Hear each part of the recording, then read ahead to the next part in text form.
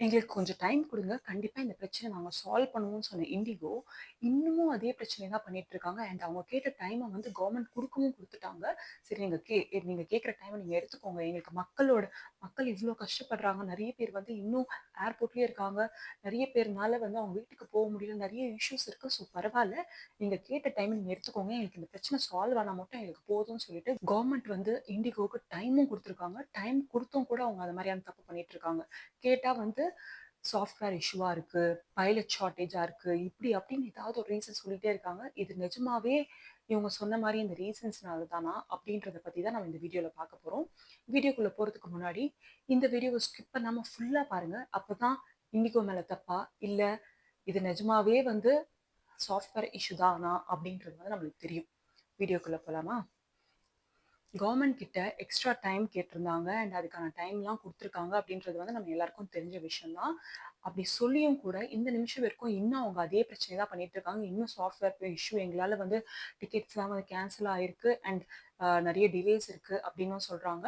அப்படி சொல்லியும் கூட வந்து இன்னும் கரெக்ட்டான ஒரு சொல்யூஷன் வந்து கிடைக்க மாட்டுது. அண்ட் நெறைய கஸ்டமர்ஸ்க்கு வந்து அவங்களோட ரீஃபண்ட் போ மாட்டுது. அண்ட் ப்ராப்பரான ரெஸ்பான்ஸ் இல்ல. அண்ட் இதுல இன்னொரு விஷயம் என்னன்னா, அடுத்த 10 நாளைக்கும் இந்த பிரச்சனை இருக்கும்னு சொல்லியிருக்காங்க.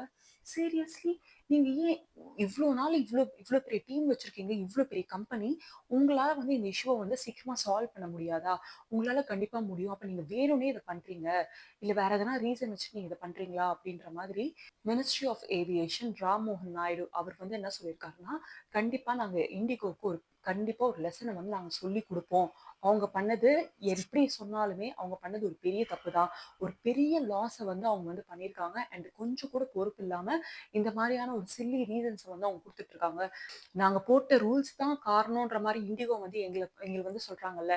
கண்டிப்பா இதுக்கு வந்து நாங்க காரணம் கிடையாது. ஏன்னா நாங்க 2 வருஷத்துக்கு முன்னாடியே இந்த ரூல்ஸ நாங்க வந்து போட்டுட்டோம். கண்டிப்பா நீங்க வந்து பைலட்ஸ் வந்து இன்னும் ஹையர் பண்ணி அவங்களுக்கு ட்ரெயின் பண்ணணும் அப்படின்னு சொல்லி இருந்தும் கூட, அவங்க அதுக்கான ஸ்டெப்ஸ் எடுக்காம இருந்திருக்காங்க. ஏன் இதே மாரி தானே ஏர் இந்தியா, ஆகாஷா மத்த ஃப்ளைட்ஸும் அவங்கலாம் வந்து ஆளுங்கள ரெக்ரூட்மென்ட் பண்ணி அதுக்கான ஸ்டெப்ஸ் எல்லாம் எடுத்துட்டு இருக்காங்கல்ல. நெறைய பேர ட்ரெயின் பண்ணிட்டு இருக்காங்கல்ல. அவங்களால பண்ண முடியும்போது, ஏன் உங்களால பண்ண முடியல? அப்ப நீங்க வேணும்னே இத பண்ணியிருக்கீங்களா? அப்படின்றதும் வந்து நெறைய மக்களிடையே வந்து ஒரு பெரிய கருத்தா இருக்கு.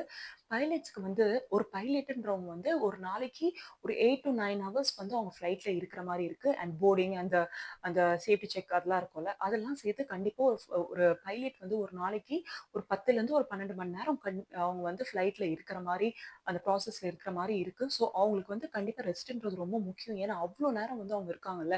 ஸோ அதுக்கான ஒரு ப்ரிப்பரேஷனா தான் பைலட் அசோசியேஷன் வந்து அவங்க 2 வருஷத்துக்கு முன்னாடி, இன்னும் சொல்லப்போனா 2019லேருந்தே அவங்க வந்து அந்த அந்த ரூல்ஸ் வந்து வேணும். இப்ப பைலட்க்கான வொர்க்கிங் ஹவர்ஸ வந்து குறைக்கணும் அப்படின்ற மாதிரி அவங்க ரிக்வெஸ்ட் பண்ணியிருக்காங்க.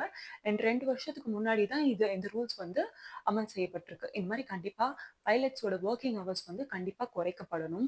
அண்ட் இந்த மாதிரியான ரூல்ஸ்லாம் நீங்க கண்டிப்பா ஃபாலோ பண்ணணும் அப்படின்னு சொல்லியும் கூட, இவங்க வேணும்னே ஏதோ ஆட்டிட்யூட் காரணமா, இல்ல வேணும்னே வந்து பண்ணாங்களா அப்படின்றது வந்து இன்னும் தெரியல. ஆனா கவர்மெண்ட் வந்து இது கண்டிப்பா கண்டுபிடிக்கும். நாங்க கண்டுபிடிக்காம விட மாட்டோம். இவங்க வந்து இப்ப வந்துட்டு எங்களுக்கு இந்த பிரச்சனை, அந்த பிரச்சனைலாம் சொல்றாங்களே, இந்த பிரச்சனை அவங்களுக்கு முன்னாடியே இருக்கிறது தெரியாதா? ஏன் இவ்ளோ நாள் எடுக்குதா இந்த பிரச்சனைலாம் சால்வ் பண்றதுக்கு? அப்படின்னு கேட்கறாங்க. அண்ட் இந்த பிரச்சனையினால ஏர் இண்டியா அண்ட் மத்த ஃப்ளைட்ஸ்லாம் இருக்காங்கல்ல, அவங்கலாம் வந்து அவங்களோட டிக்கெட் ஃபேர வந்து இன்னும் ரொம்ப அதிகமா ஏத்துறத பார்க்க முடியுது. இதனால வந்து மக்களுக்கு வந்து எங்கன்னா போணும்னா கூட ரொம்ப கஷ்டமா இருக்கு. ஏன்னா ஒரு நாளைக்கு எவ்ளோ பேரு, எவ்ளோ ஊர்ல இருந்து வந்து நெறைய டிராவல் பண்ணுவாங்கன்றது வந்து நம்ம எல்லாருக்குமே நல்லா தெரியும். அப்படி இருந்தும் கூட வந்து இண்டிகோ இந்த மாரியான ஒரு பிரச்சனைய ஏன்னா, ரொம்ப எல்லார்னாலயும் யூஸ் பண்ண முடிஞ்ச ஒரு அஃபோர்டபுளான ரேட்ல இருக்கக்கூடிய ஃப்ளைட்டுன்னு பார்த்தா, கண்டிப்பா இண்டிகோ தான். நம்ம இண்டிகோ ஏன்னா இண்டிகோ வந்து அவ்ளோ ஆப்ஷன்ஸ் இருக்கு. ஸோ எல்லாருமே வந்து இண்டிகோ தான் சூஸ் பண்றாங்க. ஸோ இந்த மாரியான ஒரு ஆப்ஷன்ஸ் இருக்கிறதுனால, நீங்க இந்த மாரியான அலட்சியமா ஒரு காரியம் நீங்க பண்றீங்களா?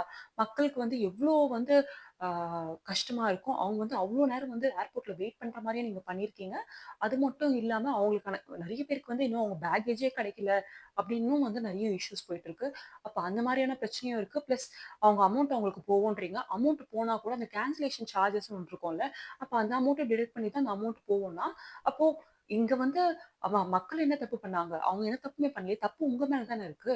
தப்பு உங்க மேல இருக்கும்போது, நீங்க எப்படி அந்த கேன்சலேஷன் சார்ஜ் கூட புடிப்பீங்க? அவங்க எந்த அமௌண்ட்ட குடுத்து அந்த டிக்கெட்ட வாங்கியிருக்காங்களோ, அதே அமௌண்ட்ட வந்து அவங்களுக்கு திருப்பி போடணும்ல. அத விட்டுட்டு அந்த கேன்சலேஷன் சார்ஜ் புடிக்கிறது இதெல்லாம் சீரியஸ்லி இது வரைக்குமே 827 குரோர்ஸ் அவ்ளோ அமௌண்ட்டுக்கான ஃப்ளைட்ஸ் வந்து கேன்சல் செய்யப்பட்டிருக்கு. அண்ட் இது மூலியமா நெறைய லாஸ் இருக்கு. ஏன்னா, நம்ம எல்லாருமே ஏதோ ஒரு இடத்துல வந்து இண்டிகோ வந்து நம்பி இருக்கோம். வேற ஃப்ளைட்ஸ் எதுவுமே வந்து அந்த அளவுக்கான ஒரு அஃபோர்டபுளான ரேட்லயோ, இல்ல நெறைய ஃப்ளைட்ஸோ வச்சு இல்ல. அப்படின்றதுனால நம்ம எல்லாருமே இண்டிகோ டிபெண்ட் பண்ணியிருக்கோம். ஸோ, அவங்க இந்த மாரி சமயத்துல வந்து நம்மள இந்த மாரிலாம் வந்து இஷ்யூல தள்ளி, அதுக்கு அவங்க ரீசன் சொல்றாங்க. அண்ட் இது வந்து கண்டிப்பா வந்து கவர்ன்மெண்ட் தான் இதுக்கு எதனா ஒரு ஸ்டெப் எடுத்து வே இப்ப எப்படி நம்ம வந்து கவர்மெண்ட் சைட்ல இருந்து ஒரு பிஎஸ்என்எல் வச்சிருக்காங்களோ, இல்ல ரயில்வே இருக்கோ, பஸ் இருக்கு. அந்த மாரி கவர்மெண்ட் சைட்ல இருந்து எல்லா செக்டர்லயும் ஒண்ணு ஒண்ணு இருக்குல்ல. அது மாரி கவர்மெண்ட் வந்து அவங்களே ஒரு ஸ்டெப் எடுத்து ஃப்ளைட்ஸும் வந்து அவங்க வந்து கவர்மெண்ட் சைட்ல இருந்து என்ன அரேஞ்ச் பண்றாங்க. ஏன்னா எல்லாருமே வந்து பிரைவேட் செக்டரா இருக்காங்கல்ல. அதனால தானே வந்து எல்லாருமே வந்து ஒரே இடத்த வந்து டிபெண்ட் பண்ணி இருக்கிற மாதிரி இருக்கு. அந்த மாரியான ஸ்டெப்ஸ் இல்லாம கவர்மெண்ட்டே வந்து எப்படி மத்த ஃபீல்ட்ல வந்து அவங்க ஒரு ஒரு இதுல ரயில்வேல இருக்காங்க, பஸ்ல இருக்காங்க. அதே மாதிரி இந்த சைட் பிஎஸ்என்எல் அந்த மாரிலாம் இருக்காங்களோ, அதே மாரி இந்த மாரி இதுலயும் வந்து ஒரு ஃப்ளைட்லயும் வந்து அவங்க இருந்தாங்கன்னா, இந்த மாரியான பிரச்சனைகள் வந்து நெறைய தவிர்க்கப்படும்.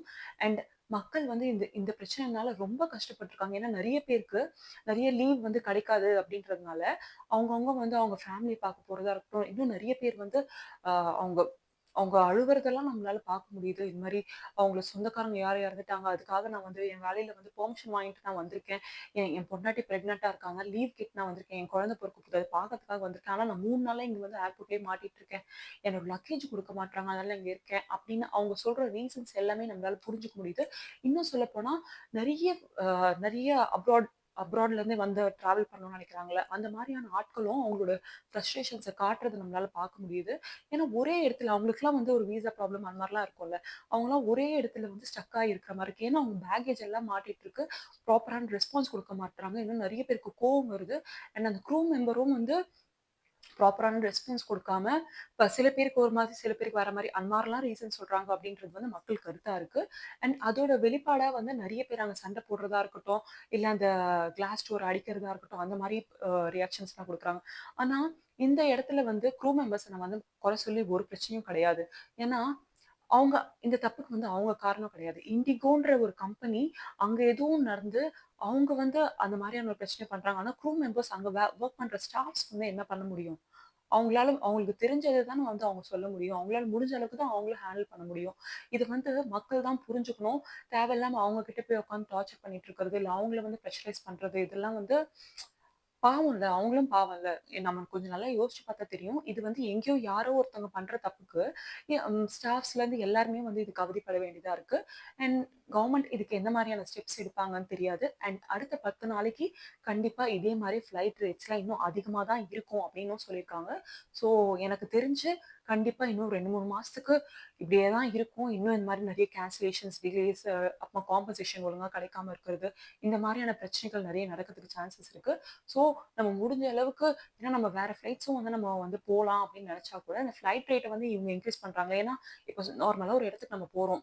அந்த இடத்துக்கு ஒரு ரூ. 10,000 ஆகுதுன்னு வச்சுக்கோங்களேன். இப்ப இங்கருந்து சென்னையிலேருந்து நம்ம பெங்களூர் போறோம் அப்படின்னா, ஒரு போக ஒரு ரூ. 10,000 ஆகுதுன்னு வச்சுக்கோங்களேன். இப்போ வந்து நம்ம செக் பண்ணி பார்த்தோம். வேற ஃப்ளைட்ஸ்லாம் நம்ம செக் பண்ணி பார்த்தோம் வச்சுக்கோங்களேன். ரூ. 25,000 ரூ. 30,000 அந்த மாரிலாம் காட்டுறாங்க. ஸோ அவங்களும் வந்து இந்த மாரியான ஒரு பிரச்சனை ஏன்னா எங்களுக்கும் வந்து டெக்னிக்கல் ப்ராப்ளம்லாம் இருக்கும். ஸோ நாங்க அதெல்லாம் பார்க்கணும் அப்படின்ற மாதிரியும் மத்த ஃப்ளைட் கம்பெனிஸ் வந்து ரீசன் சொல்றாங்க. ஸோ நம்ம வந்து இன்னும் 2, 3 மாசத்துக்கு வேற எங்கேயும் போகாம இருக்கிறதும் நல்லது. இல்ல வேற மோட் ஆஃப் டிரான்ஸ்போர்ட்ட வந்து நம்ம டிபெண்ட் பண்ணிக்கிறது கொஞ்சம் நல்லதுன்னு தான் சொல்லுவேன். எனக்கு முடிஞ்ச அளவுக்கு வெளியில எங்கேயும் போகாம வேற மாதிரி ஏதாவது ஸ்டெப்ஸ் எடுக்க முடியுமான்றது பார்க்குறதும் நல்லது. அண்ட் நெறைய பேருக்கு வந்து இன்னும் கேன்சலேஷன் சார்ஜஸ், காம்பன்சேஷன் சார்ஜஸ் வந்து கிடைக்கல அப்படின்னு சொல்றாங்க. ஸோ அதுக்கான ப்ராப்பர் ரெசிப்ட்டோ இல்ல இந்த ஸ்கிரீன்ஷாட்டோ அந்த மாரி எடுத்து வச்சுக்கிட்டா, ஃபியூச்சர்ல அவங்களுக்கு யூஸ் ஆகும் அந்த காம்பன்சேஷன் வாங்குறதுக்கு அப்படின்றது வந்து என்னோட கருத்து. அண்ட் இதெல்லாம் சரியாவறதுக்கு கொஞ்சம் நாள் ஆகும். அதனால உங்க ஃப்ரெண்ட்ஸ் வேற யாராவது எங்கேயாவது ட்ரிப்போ, இல்ல வேற எங்கேயாவது வெக்கேஷனோ, இல்ல எதனா ஃப்ரெண்ட்ஸ், ஃபேமிலி அந்த மாரிலாம் எங்கனா போகணும்னு நெனைக்கிறாங்கன்னா, அவங்கலாம் வந்து கொஞ்சம் பார்த்துக்கோ. இந்த மாரிலாம் இருக்கு. இவ்வளோலாம் செலவு பண்ணி நீ போறியா? அப்படின்ற மாரி கேளுங்க. அண்ட் இந்த விஷயங்கள பத்தி தெரியாத உங்க ஃப்ரெண்ட்ஸ் அண்ட் ஃபேமிலிக்கு இந்த வீடியோவ நீங்க லைக் பண்ணிட்டு ஷேர் பண்ணி விடுங்க. Thank you.